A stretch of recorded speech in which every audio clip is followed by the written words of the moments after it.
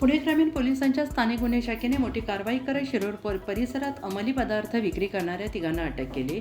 त्यांच्या ताब्यातून 47.60 gram MD drugs आणि 2 वाहने असा एकूण 21.52 लाख रुपयांचा मुद्देमाल जप्त करण्यात आलेला आहे। गुप्त माहितीच्या आधारे पोलिसांनी सापळा रचून ही कारवाई केली आहे।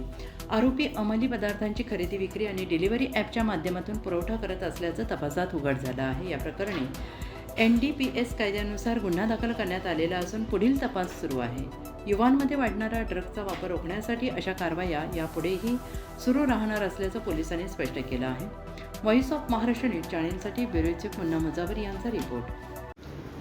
त्याच टीमने एक शिरूर परिसरात अंमली पदार्थावर कारवाई केली। त्यात 46 ग्राम MD जप्त करण्यात आलेला आहे। वाहने जप्त केले आहे। 3 व्यक्ती 3 आरोपी त्याच भागाचे राहणारे जे आहेत त्यांना अटक करण्यात आलेली आहे। विशाल मारुती मोरे, प्रतीक संतोष रंगे आणि मिथुन राजपाल सिंग हे तिघे शिरूरचे राहणारे आहेत आणि यांच्याकडून 46.60 ग्राम वजनाच्या MD हस्तगत झाला आणि त्याच्यावर NDPS कलम 8C 21B आणि भारतीय न्याय संहिता 3.5 प्रमाणे गुन्हा दाखल करण्यात आला। या गुन्ह्याचा तपास करत असताना ही गोष्टी समोर आली की त्या भागात अंमली पदार्थातील सेवनार्थ्याची संख्या जी आहे ते वाढत चाललेली आहे।